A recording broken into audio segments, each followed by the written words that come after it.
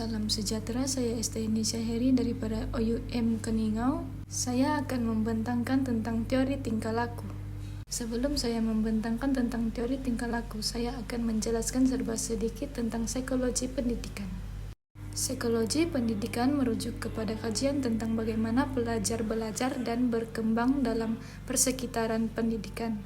Ia mengintegrasikan konsep-konsep psikologi untuk memahami dan meningkatkan proses pembelajaran. Kita beralih kepada konsep teori tingkah laku.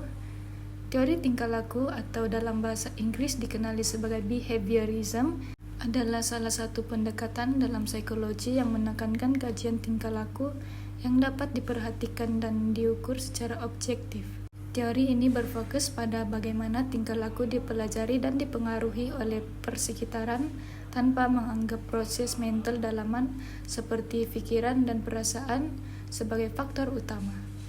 Teori tingkah laku mempunyai pelbagai elemen dan antaranya adalah pengukuhan, pembelajaran melalui peniruan, dan juga hukuman.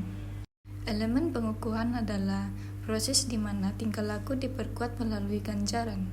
Dalam konteks pembelajaran, jika pelajar melakukan sesuatu yang positif, contohnya menyelesaikan tugasan dengan baik dan menerima ganjaran seperti pujian atau marka tinggi, kemungkinan mereka akan mengulangi tingkah laku tersebut di masa hadapan.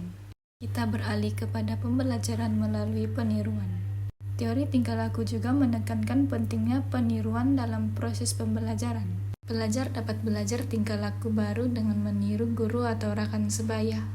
Dan elemen terakhir adalah elemen hukuman. Ini adalah proses di mana tingkah laku yang tidak diingini ditindas melalui hukuman. Contohnya, jika pelajar diberi hukuman karena tidak menyelesaikan kerja rumah, mereka mungkin akan berusaha lebih keras untuk tidak mendapatkan hukuman di masa akan datang. Terdapat beberapa kepentingan teori tingkah laku.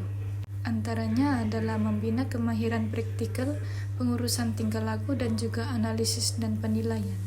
Kepentingan teori tingkah laku adalah membina kemahiran praktikal.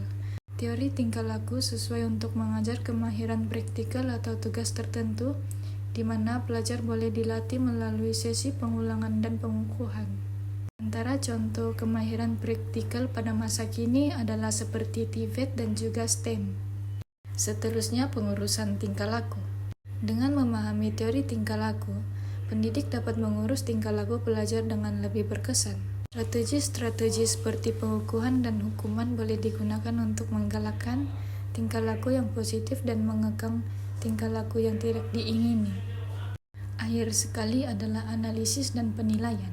Pendekatan tingkah laku membolehkan pendidik untuk memantau dan menilai kemajuan pelajar melalui tingkah laku yang dapat diperhatikan.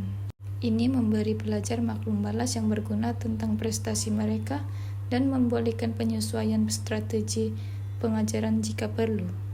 Kesimpulannya, teori tingkah laku memainkan peranan yang penting dalam membentuk pendekatan pengajaran yang berkesan, mengurus tingkah laku pelajar, dan meningkatkan proses pembelajaran. Dengan pemahaman yang mendalam tentang teori ini, pendidik dapat membantu pelajar mencapai potensi penuh mereka. Sekian sahaja pembentangan daripada saya. Semoga Anda mendapat ilmu yang berguna daripada pembentangan ini. Bye-bye!